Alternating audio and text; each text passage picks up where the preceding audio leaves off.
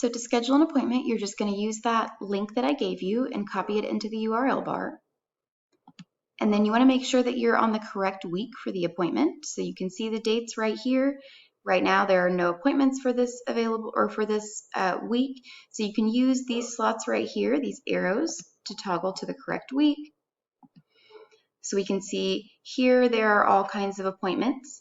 And any of these gray boxes that you see are available appointments.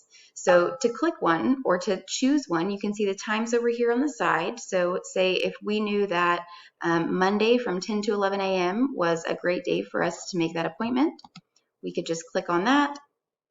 You're going to want to rename it with whatever your student's name is.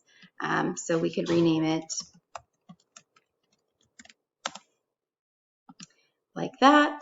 It's going to automatically have whatever Zoom link or Google Meet link needs to be in there for the meeting. And then you can just hit save. And it's automatically going to save to your Google Calendar, and it's going to save to my Google Calendar as well, and your appointment is made. If you need to go back and delete that, it's going to be on your Google Calendar, so you can do that from there.